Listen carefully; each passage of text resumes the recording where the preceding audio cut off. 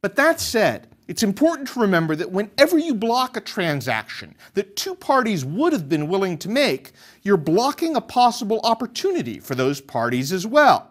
You need to be clear on why you're doing that, and just saying it's fair or it would be yucky, that isn't enough. Perhaps a certain transaction does have downsides and trade-offs, but other options may not be so good either. Even worse, the long history of economic regulation offers a lot of examples where regulations were deployed in ways that made sense to people at the time, but that we find not so attractive as reasons now. For example, one of the main arguments made by progressive movements for minimum wage laws back at the start of the 20th century was that women and immigrant minority men were willing to work for wages that were too low.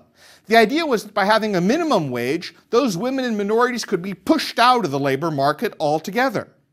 Now, modern folks who think of themselves as progressive are typically horrified by that particular motive. But those people were acting to limit transactions based on their own deeply held beliefs at the time. And there are lots of cases of regulators who maybe started off protecting consumers, but ended up making sure that, say, the electric company or the phone company or the airlines or some other regulated industry could make really high profits and shut out possible competition instead.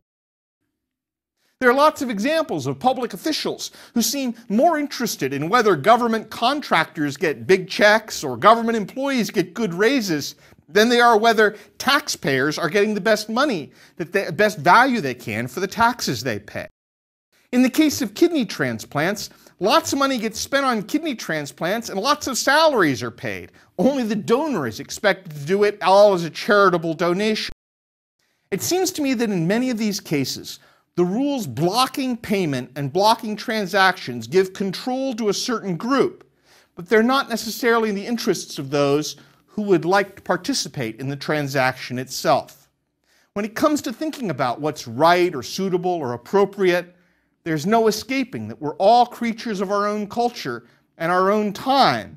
And there's nothing wrong with that, but history teaches us the humbling lesson that people a few decades from now or a half century from now will look back on us, and they will think we were moral defectives or just foolish for limiting some of the transactions that we did.